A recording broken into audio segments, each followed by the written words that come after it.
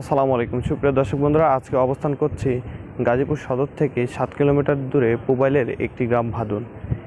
এই গ্রামটির নাম ভাদুন হলেও তা পরিচিত পায় মানুষের কাছে শুটিং গ্রাম বলে। তো এই গ্রামটি কেন আর শুটিং গ্রাম তা নিয়ে থাকছে আজকের এই বিস্তারিত ভিডিওতে। ভাদুন গ্রামে শুটিং শুরু হয় 1997 সাল থেকে। সেই সময় নাটক সিনেমার গ্রামের প্রয়োজন নির্মাতারা ছুটতে হতো মানিকগঞ্জ, গাজীপুর, নারায়ণগঞ্জের সোনারগাঁয়ে।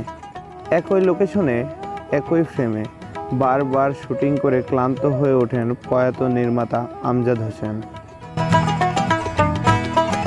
এই নির্মাতা বেরিয়ে পড়েন নতুন গ্রামের খোঁজে। অনেক খোঁজার পর একটা গ্রাম মনে ধরে তার। গ্রামটির নাম ভাদুন। গ্রামের প্রবেশপথেই রেল লাইন, কিছু দূর এগোতেই নদী, বিল, সেতু, আঁকাবাঁকা মেঠো পথ। এই গ্রামেই পছন্দসই খোলামেলা একটি বাড়ি পেয়ে যান নির্মাতা আমজাদ হোসেন। কিন্তু গৃহকর্তা, তিনি নাটক সিনেমা শুটিংয়ের জন্য বাড়ি ব্যবহার করতে দেবেন না।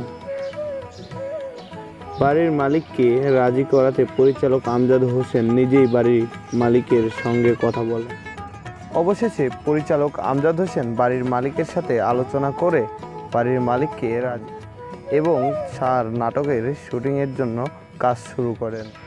এই গ্রামের মনোরম পরিবেশ ও পাখির কিচিরমিচিরে মুগ্ধ হয়ে একে একে নির্মাতারা ভাদুনে যেতে শুরু করলে এখানে তৈরি হয়ে থাকে বাণিজ্যিক শুটিং হাউস। 2002 সাল পর্যন্ত এখানে বিনা পয়সায় শুটিং করতেন নির্মাতারা। গ্রামের মানুষের শখ করে শুটিং করতে তাদের। 2003 সালে প্রথম শাহিনের বাড়ি শুটিং হাউস ভাদুনে শুরু হয় বাণিজ্যিকভাবে শুটিং হাউসের যাত্রা।